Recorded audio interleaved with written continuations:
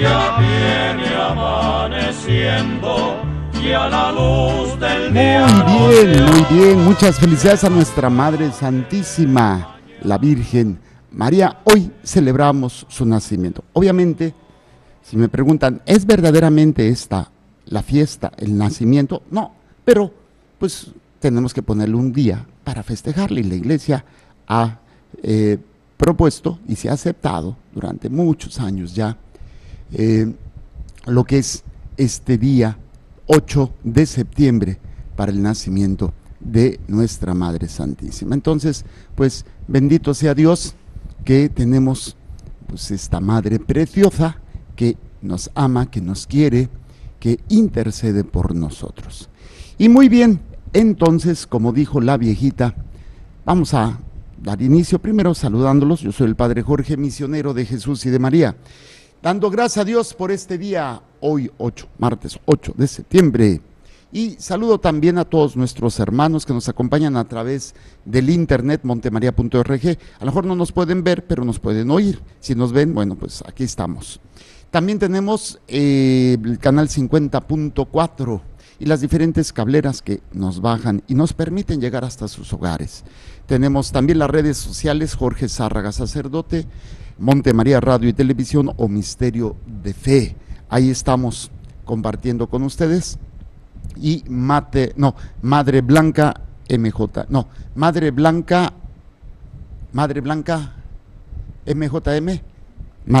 MJM, es que están aquí checando lo de una computadora. Y ahí pueden hacernos llegar sus intenciones, sus comentarios y toda pues las inquietudes que hay en sus corazones. Bueno, pues bendito sea Dios. Vamos a continuar con nuestro conocimiento, estudio, meditación o taller o como quieran llamar para todos ustedes, que es precisamente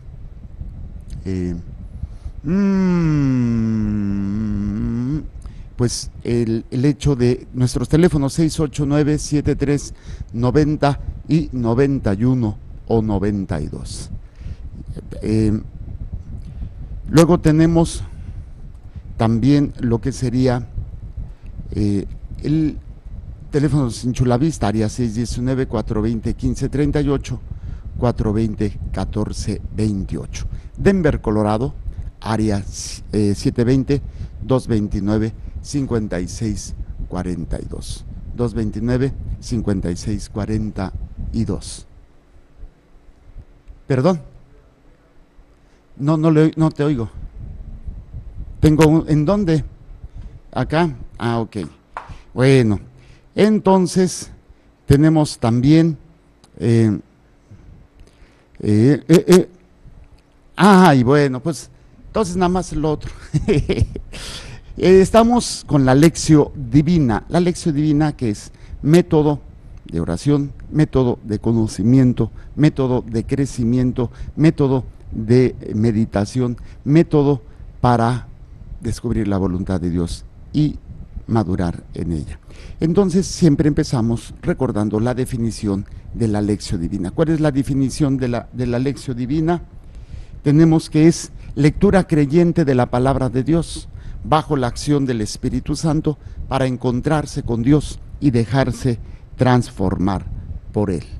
Esta es la lectura de la palabra de Dios, o la definición, o el objetivo cuando nos metemos a la Lectio Divina. Lectura creyente de la palabra de Dios bajo la acción del Espíritu Santo, ¿sí?, para encontrarse con Dios, y al encontrarnos con Dios dejarnos transformar por Él. Luego hemos visto lo que es la Lectio Divina en cuanto a los pasos. Tenemos 6 pasos. Primer paso, invocación al Espíritu Santo.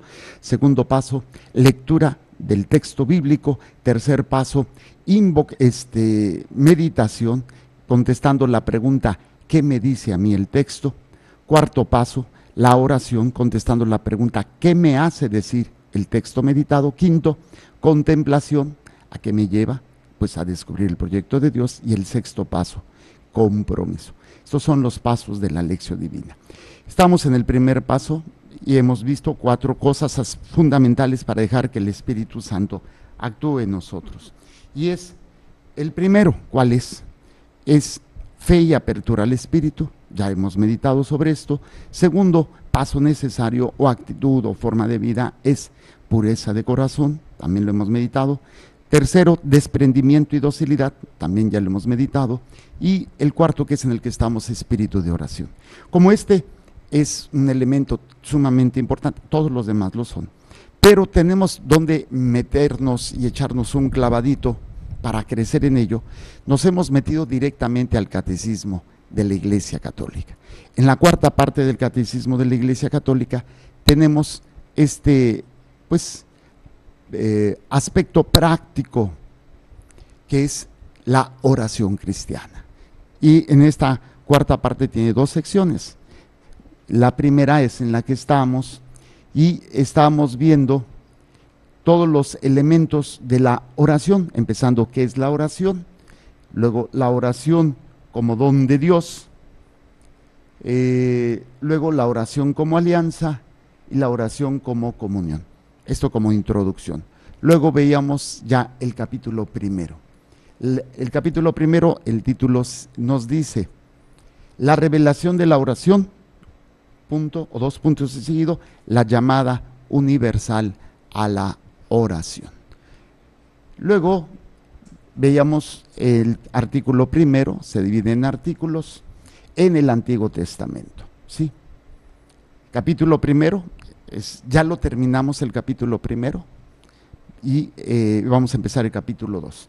Luego se divide en artículos, el artículo primero en el Antiguo Testamento, ¿sí? La promesa y la oración de la fe con Abraham, Moisés y la oración del mediador, David y la oración del rey, Elías, los profetas y la conversión del corazón, y lo último que habíamos visto, los salmos en la asamblea, y habíamos leído también el resumen. No íbamos a terminar el capítulo 1, íbamos a terminar el artículo 1, artículo 1. Vamos a entrar al artículo número 2. ¿Sí lo leímos? ¿Sí lo empezamos ya? Habíamos leído el 2598 y aquí sí lo terminamos, ¿verdad? Entonces veimos el 2599. Entonces vamos nada más a hacer un resumen. El artículo 1 nos dice el drama de la oración. Aquí nos habíamos metido, nos habíamos detenido para entender cómo es una acción intensa, donde hay muchas veces el sentimiento, Dios no me oye, Dios no me escucha, ¿qué pasa? El compromiso que implica la oración, el cambio de vida a la que nos quiere llevar la oración. Luego teníamos que dice que nos revela plenamente en el Verbo que se ha hecho carne y que habita entre nosotros, e intenta comprender su oración a través de lo que sus testigos nos dicen en el Evangelio. Es aproximarnos al Santo Señor Jesús como la zarza ardiendo, ¿sí? Y veíamos todo este elemento de qué implicaba acercarse a la zarza ardiendo. Primero contemplando a Él mismo en oración y después escuchando cómo nos enseña a orar. Primero viendo a Dios, a Jesús, cómo ora, y después viendo cómo Jesús nos enseña a orar, que son elementos muy interesantes para que nosotros los tomemos en cuenta. Ok, vimos, si analizamos el número, no, ¿verdad? Nada más lo leímos, pero el 99 no. Entonces vamos a empezar con un pequeño título que se llama Jesús ora. Jesús ora. Y en este elemento vamos a leer el número 2599. Dice así, el Hijo de Dios hecho... ¿ya lo tiene usted, madre? Perdón, ¿quiere leerlo, por favor? El Hijo de Dios, hecho Hijo de la Virgen, también aprendió a orar conforme a su corazón de hombre. Él aprende de su madre las fórmulas de oración, de ella que conserva todas las maravillas del Todopoderoso y las meditaba en su corazón. Lo aprende en las palabras y en los ritmos de la oración de su pueblo, en la sinagoga de Nazaret y en el templo, pero su oración brota de una fuente secreta distinta, como lo deja presentir a la edad de los 12 años. Yo debía estar en las cosas de mi Padre. Aquí comienza a revelarse la novedad de la oración en la plenitud de los tiempos, la oración filial, que el Padre esperaba de sus hijos, va a ser vivida, por fin, por el propio Hijo único en su humanidad, con los hombres y en favor de ellos. Muy bien, vamos a analizar este número y nos dice, el Hijo de Dios hecho hombre, también aprendió a orar conforme a su corazón de hombre. Esto es muy interesante, yo lo compartía o lo meditaba en función de, él no necesitaba orar, porque es Dios. Él no necesitaba hacerse hombre, porque es Dios. Él no necesitaba padecer, morir, porque es Dios. ¿Por qué quiso hacer eso? Primero, para liberarnos, o sea, pagar el precio del rescate. Eso se llama redimir, la redención. Jesús paga un precio por nosotros. Y ese precio, el precio que se había puesto en nuestra cabeza era sufrimiento y dolor y muerte, a consecuencia del pecado. Ese era el precio. Entonces Jesús tenía que pasar por eso, para que al pasar por eso nos liberara. Entonces pasó por el sufrimiento, por el dolor y por la muerte para liberarnos. Entonces Jesús viene a redimirnos. Pero el segundo elemento, y que es uno de los elementos obviamente posterior o como consecuencia del primero, es enseñarnos cómo vivir. Él nos marca el camino y él mismo lo dice, yo soy el camino, la verdad y la vida. Entonces, muchos de nosotros, a lo mejor tenemos la mejor intención de hacer las cosas de acuerdo a Dios, pero a veces no queda muy claro. Entonces Jesús nos enseña con su vida, con sus palabras y con su propio sufrimiento y muerte, el camino que debemos de seguir, pero durante todo ese proceso también Jesús nos enseña a orar, ¿sí? Él como hombre, porque es verdaderamente hombre, se hace verdaderamente hombre, y dice el mismo Pablo, no aferrándose a sus prerrogativas divinas, o sea, no se quedó así. ¿Por qué? Porque quiso padecer, quiso tener necesidades de comer, de dormir, de caminar. Si se hubiera materializado así de la nada con un cuerpo, pues a lo mejor podría haber hecho muchas cosas de materializarse en otro lado sin necesidad de ir caminando. Pues ¿para qué? Oye, pues tiene el poder. ¿Para qué? Pues tener que comer. O sea, tiene un cuerpo humano, pero no, o sea, con esas situaciones de haberse materializado, pues en ese momento deja el cuerpo o desaparece el cuerpo, y cuando vuelvan a necesitar hacer algo, se vuelve a materializar. No, él quiso tener todas las necesidades del hombre, y también nos dice Pablo que se asemejó a todos, a nosotros en todo, menos en el pecado. O sea, fue igualito a nosotros, le dolió, tuvo necesidades. Mucha gente hacía, algunas veces me han preguntado, y también Jesús iría al baño, también, pues era un hombre completo, y también tenía o tuvo tentaciones, lo vemos en el desierto, pero no fueron las únicas tentaciones, esas son simbólicas. Tuvo tentaciones humanas, sí, como cualquier otro, de cansancio, de pereza, tentaciones, no cayó. Tentaciones en la carne, tentaciones, no cayó. Y lo vemos también en el momento de la pasión, ¿no? Si es posible, aparta de mí este cáliz, o Dios mío, ¿por qué me has abandonado? Son momentos de tentación, pero que lo supera. Y no, Señor, no se haga mi voluntad sino la tuya. Y en el otro, Dios mío, en tus manos encomiendo mi espíritu. O sea, Jesús se hace uno como nosotros para enseñarnos. Tengo dos ejemplos para tratar de explicar mejor esto. El primero de ellos va a ser cómo el papá o la mamá van a enseñar al niño. Le enseñan desde hablar a pa, y le tocan los labios. O sea, el papá tiene necesidad de hablar así. No, se abaja al niño para que el niño aprenda. Cuando está caminando y va agarradito de la mano, el papá no camina con sus pasotes así, porque si no lo va a traer de papalote a la pobre criatura. No lo trae así. El papá camina despacio para que el niño para que el niño pueda caminar a su velocidad. O sea, el papá se abaja, se agacha, se hace uno, se pone a jugar con el niño, se pone a jugar con la niña, la mamá o el papá. Ellos no tienen necesidad, pero es importante para que nosotros lo podamos entender, cómo el niño pues necesita de papá y de mamá, que a veces los papás se desesperan, y se les olvida que están aprendiendo sus hijos. Entonces, ya te he dicho. Yo nada más les digo, cuando se ponen a gritar, si Jesús, nuestro Dios, nos gritara cada vez que cometemos el mismo pecado, ya te he dicho, no, hombre, caemos fulminados del miedo. No, Dios sabe que estamos aprendiendo, que nos caemos y nos levantamos. Seríamos más pacientes con nuestros hijos. Recuerden que al final de cabo a los hijos los tenemos para educarlos, y la educación es un proceso de toda una vida, de estarles dice y dice y dice hasta que se les quede. A lo mejor no te toca verlo a ti, pero tú sembraste algo.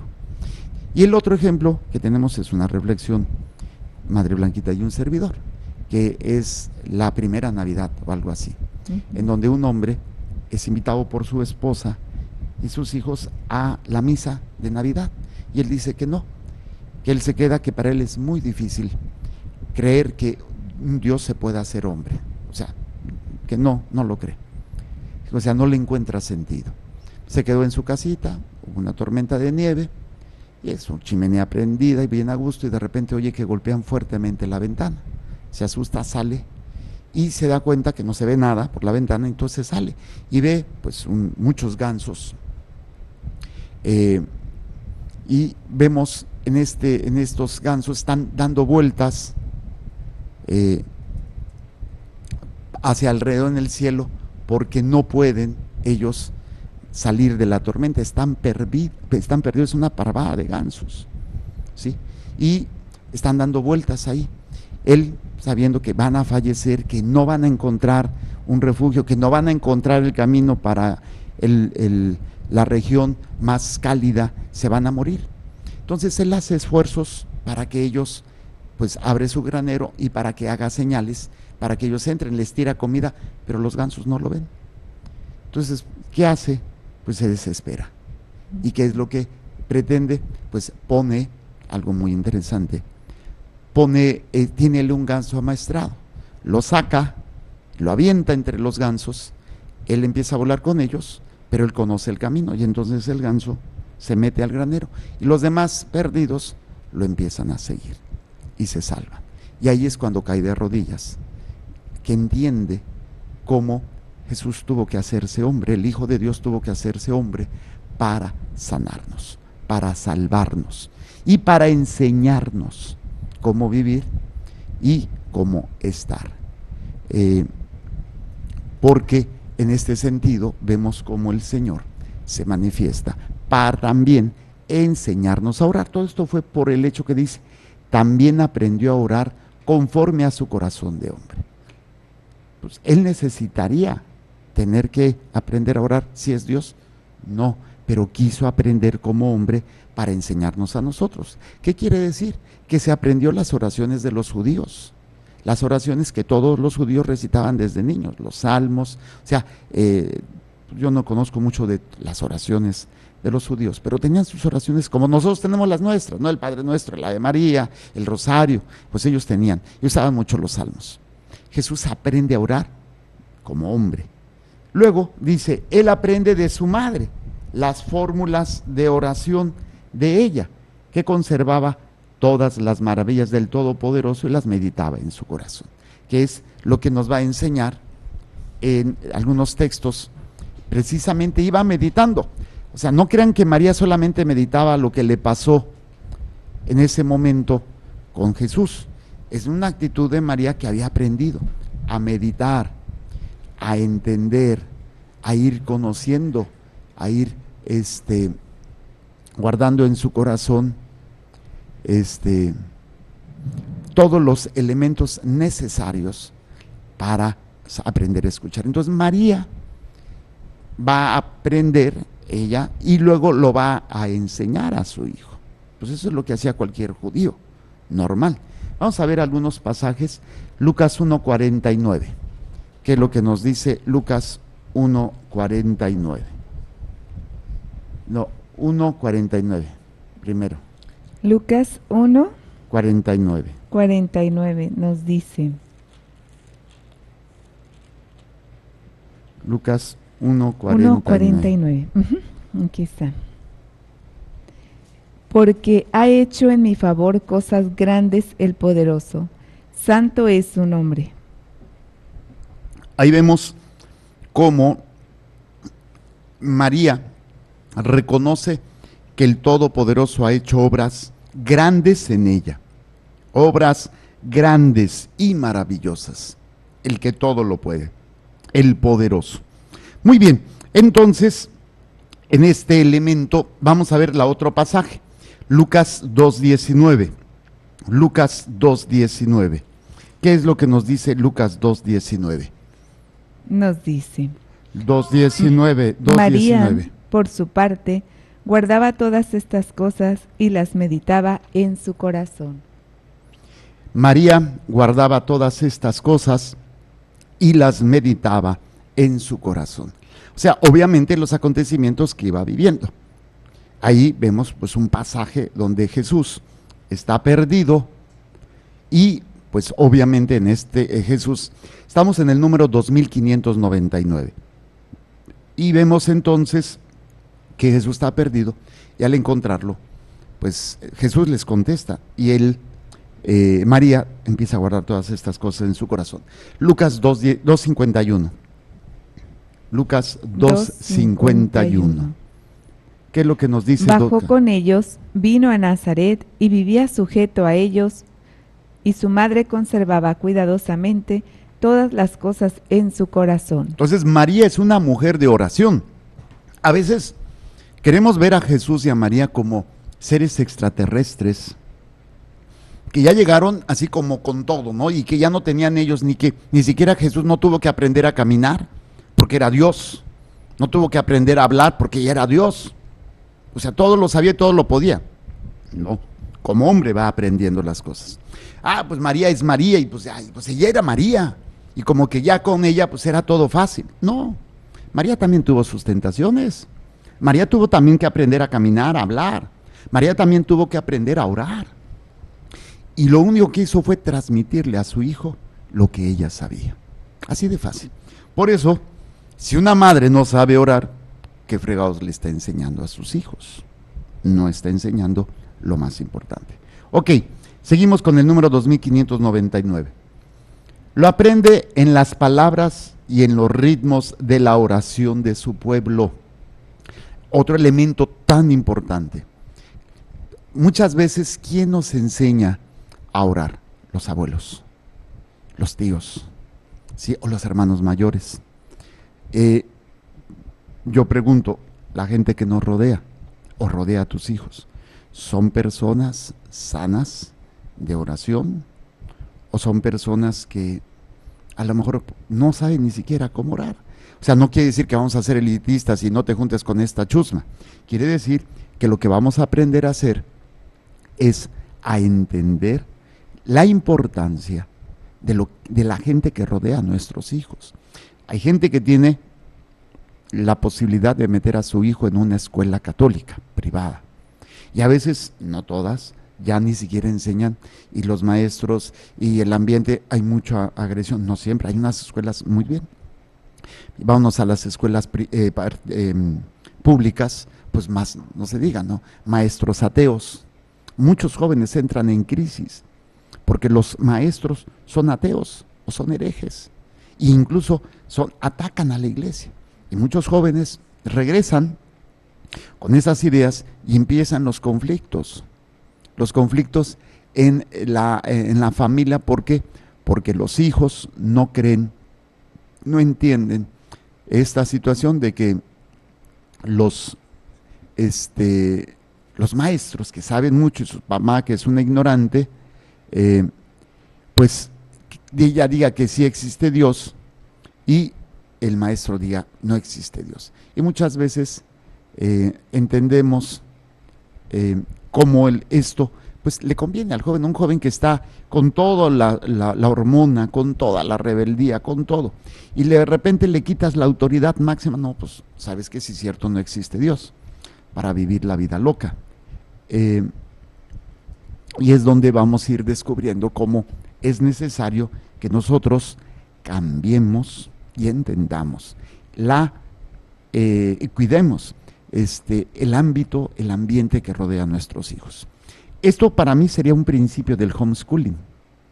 El homeschooling, que yo lo promuevo y soy capellán de algunas comunidades en diferentes partes del continente americano, es que los papás se dedican a enseñarle a sus hijos la fe, las virtudes y la cuestión académica. Ya nada más ellos van, los niños, a hacer sus exámenes de Ceneval o renovación de. Precisamente porque no se les está aislando del mundo, pero se les está preparando. Si ya tienen una estructura firme, columnas firmes en sus vidas, cuando vengan los ámbitos que van a enfrentarse ya tal vez en la prepa o en la universidad del ateísmo, pues van a enfrentar a ello, pero con una base firme. El problema es, imagínense, esa base que estás construyendo, sin que tú te des cuenta, le están metiendo antivalores, le están metiendo cuestiones contrarias a la fe, esa columna no va a estar sólida. Y viene una crisis, entonces fácilmente se viene abajo todo lo que tú has construido. Y luego con lo que ahora el presidente declaró que está para luchar contra la discriminación de los homosexuales y que van a enseñar en las escuelas la ideología del género. Es la mayor estupidez que se ha podido oír, pero lo dijo, y es el presidente, es la autoridad, lo va a hacer. ¿Y qué vamos a hacer los papás? ¿Vamos a permitirlo? Pues sí, desgraciadamente. Y es lo que está dañando y sigue dañando y va a seguir dañando a nuestros niños. Los papás, cuando les he dicho esto, dicen, no, es que sí vamos a estar al pendiente, sí vamos, no lo van a hacer. Perdóneme, no lo van a hacer. ¿Por qué? Porque si no pueden mantenerse en oración, si no pueden mantener una disciplina espiritual, siquiera no pueden ir a misa, ¿cómo fregados van a estar al pendiente de algo tan cotidiano como son las clases de sus hijos? Ojalá sí los haya, me imagino y espero en Dios que sí haya papás serios y también papás responsables. Pero, dice aquí, lo aprenden las palabras y en los mismos ritmos de la oración de su pueblo, en la sinagoga de Nazaret y en el templo. Yo tengo un matrimonio bello, Erika y ay, ya se me olvidó ahorita su nombre, que me compartieron un video de un niño, de su niño, que cuando está cerca de mí me tiene miedo, esta es la verdad, ¿para qué les miento? Me tiene miedo. Pero cuando me ve por televisión, dice, Padre Jorge o Padre Coque, algo así, Padre Coque, algo así. Y entonces me decían que, bueno, me mostraron el video y lo subí a mi muro, que el niño se pone a celebrar la misa, porque ve al Padre Coque haciéndolo. No me pongo de modelo. Pero el hecho que traigan los niños a misa, que los lleven al catecismo, es una manera, pero también tiene que haberlo y verlo desde los papás, para que puedas vemos todo este elemento tan importante que va a ser el ambiente que rodea.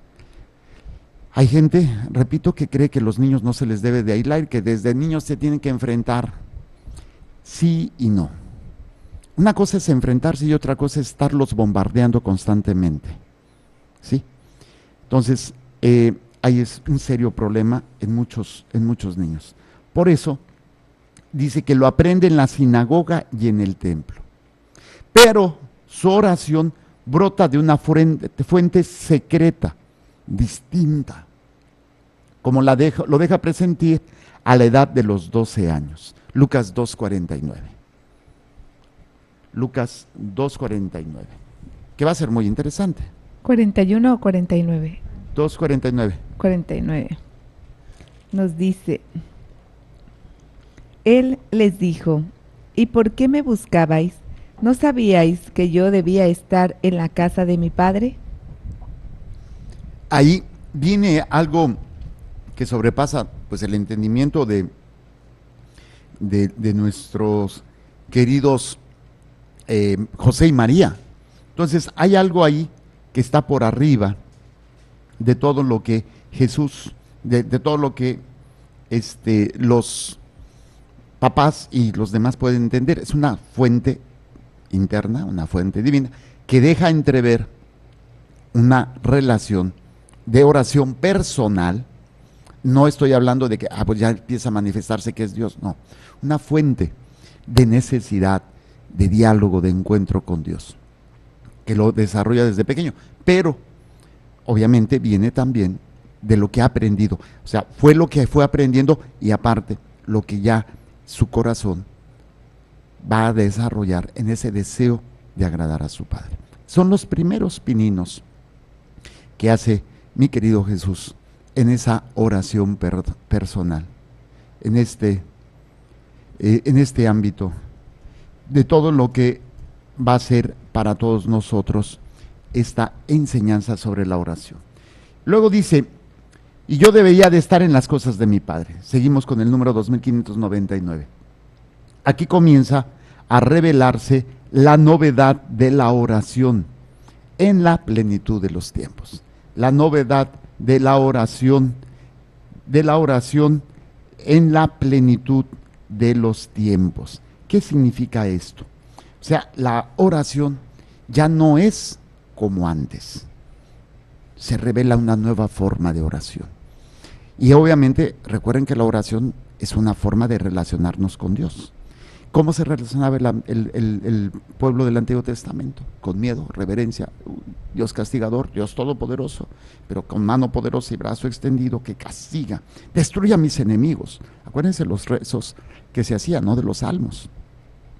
Y cada vez que nosotros hacemos los salmos repetimos esas palabras, pero nosotros ya tenemos que cristianizar ese sentido. ¿Quiénes son los enemigos? Ya no es la persona, es Satanás. Ya se revela también el enemigo más claramente. Pero dice, aquí comienza a revelarse la novedad de la oración en la plenitud de los tiempos. ¿Cuál es? La oración filial. ¿Qué significa? La oración de el Padre con el Hijo, que es fundamental. La oración del Padre, del Hijo hacia el Padre y del Padre hacia el Hijo. Eso hay un diálogo. Por eso dice que aquí comienza a revelarse la novedad. En ninguna parte del Antiguo Testamento se refiere a Dios como Padre en la manera en que Jesús lo refiere, con esa confianza. Hay una relación de hijos y que el mismo Dios revela a Israel como su hijo, revela a los profetas como su hijo, revela a los reyes como hijo, pero no en un sentido filial como lo va a hacer Jesús. Ellos se sienten, pues obviamente, pecadores, indignos. Jesús en ningún momento se siente indigno, pero enseña al pueblo, enseña a sus discípulos a orar como Él lo hace, a un Padre. Y en este sentido, pues es lo que Él nos va a enseñar, que es la segunda sección de la cuarta parte. La segunda sección del Catecismo de la Iglesia Católica es el análisis de todo el Padre Nuestro. De todo el Padre Nuestro. Es una oración hermosísima. Es para centrarnos, es para meditarla, es para profundizarla. Por eso dice, la oración filial que el Padre esperaba de sus hijos, ¿sí?, va a ser vivida por fin por el propio Hijo único en su humanidad, con y para los hombres. Entonces, Jesús va a ser un elemento muy interesante para todos nosotros. Va a ser el Hijo que nos enseña a ser hijos. Dios esperaba del hombre que lo vieran como ese Padre, pero pues primero hay que corregir a los hijos y hay que amarlos. Dios amaba al pueblo, pero el pueblo se rebelaba y no entendían este amor, no comprendían el amor de Dios, simplemente lo hacían por miedo, no por amor. Hubo personajes que sí llegaron a ese amor, que fueron los profetas, algunos reyes. No quiere decir que no cometieran pecado, pero sí había esta. Pero la oración verdadera, la oración más intensa que podemos tener, pues es la oración filial, que Jesús viene a enseñarnos. ¿Es lo que Dios Padre esperaba? Sí, era lo que esperaba de sus hijos. Y va a ser vivida, por fin, por el propio Hijo, el verdadero y el único Hijo de Dios, que a su vez nos va a enseñar, sí, desde su humanidad, y cómo para los hombres también lo podemos entender y lo podemos vivir. Muy bien, entonces, este elemento de Jesús ora, en este primer número, vemos cómo Jesús va a aprender desde su humanidad a vivir como Hijo de Dios y a orar como Hijo de Dios. Y de ahí nosotros vamos a ir aprendiendo. Vamos a poner esta reflexión, mi querido Sami, está en el CD 5, esa es la primera Navidad, ¿verdad? Sí. Vamos y ahí el compartir la idea de poder entender, pues esta, ¿cómo se llama? Enseñanza. ¿Por qué Jesús se hace hombre? Para enseñarnos cómo ser hijos. Primero, para rescatarnos, porque no podríamos. Y segundo, ok, estábamos condenados, estábamos perdidos, nos rescata. Pero ahora es nuestra responsabilidad caminar hacia esa salvación. Caminar como hijos de Dios para alcanzar la meta de la salvación.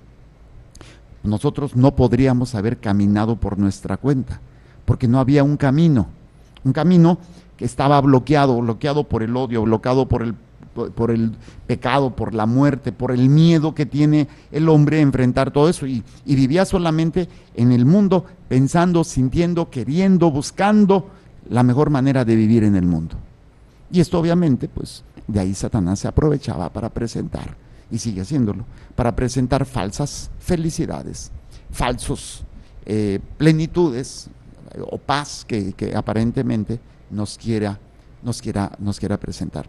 Entonces, Jesús es el camino. El hombre no alcanza por sí solo a poder llegar a entender que Dios es Padre, que Dios nos ama, que Dios quiere lo mejor, y no podríamos tampoco alcanzar a Dios porque hay una brecha. Acuérdense esa parábola de el rico Epulón y Lázaro, que muere y le está diciendo, el pobre se va al cielo y el rico se va al infierno. Señor, manda a Lázaro. No puede, no se puede. Hay un abismo que separa. Nadie puede salir del infierno para ir al cielo y ir del cielo al infierno. No, hay un abismo. Entonces ese abismo impedía que el hombre saliera. Jesús hace un camino. Ese camino lo empieza en su encarnación y lo va a ir formando conforme va creciendo. Y nos va enseñando ese camino. Y el puente se convierte en la cruz. O es la cruz el puente. El sufrimiento que él va a padecer es el puente para poder nosotros llegar a la salvación. Ahora, ya nosotros como cristianos podemos entender, podemos ver la necesidad de este puente en nuestras vidas. La oración, ¿sí? Y el ofrecimiento de nuestro propio dolor unido al de Cristo. Vamos a escuchar esta reflexión y regresamos. Muy bien, creo que más claro ni el agua. Es importante que nosotros aprendamos, sí, como Jesús aprende, pero nosotros tenemos una gran ventaja, que es la presencia de Cristo en nuestras vidas, cómo Él se manifiesta y nos enseña. Sabemos que nos cuesta trabajo, nos ponemos duros, y pues somos pecadores, y ahí terminamos pues haciendo cosas que no deberíamos de hacer, pero bueno, nos levantamos, nos confesamos y le echamos ganas. Es lo único que podemos hacer, luchar. Yo siempre he dicho, si voy a morir, que sea luchando. O sea, porque no quiere decir que ya vencí yo el pecado, o que ya no voy a pecar. Quiere decir que si caigo, me levanto, y que voy a luchar con todo para no pecar. Independiente, el problema es que a veces nos desilusionamos, nos decepcionamos, nos cansamos y queremos tirarla. No, por favor, no se den por vencidos. La misericordia de Dios está ahí esperando para darte, para amarte y llenarte de Él. Muchísimas gracias. No creo que tengamos alguna pregunta sobre el programa. Y bueno, pues de todas maneras, con esto terminamos la primera parte del programa de Familia en Familia. Estamos en los martes haciendo la lección divina. Y voy a darles la bendición. Si hay algo que nos compartan. Francisco Hidalgo de Tabasco manda saludos y dice: gracias a Dios porque tengo la dicha en el mismo día de nuestra Santísima Madre cumplir 66 años. Felicidades. Mire. Que el Señor les bendiga y Felicidades. les proteja, haga resplandecer su rostro sobre ustedes y les conceda su favor. Que el Señor les mire con benevolencia y les conceda la paz. Amén. Especialmente a don Francisco Hidalgo en su cumpleaños. Jesús, que tu sangre pura y sana circule en estos cuerpos enfermos, que tu cuerpo puro y sano transforme estos cuerpos débiles y que una vida sana y vigorosa palpite dentro de ellos. Amén. La bendición de Dios Todopoderoso, Padre, Hijo y Espíritu Santo, descienda sobre ustedes y permanezca para siempre. Amén. Muchas gracias. Continúen con nuestra programación. Solamente recuerden, Dios es amor y te Y ama. te ama.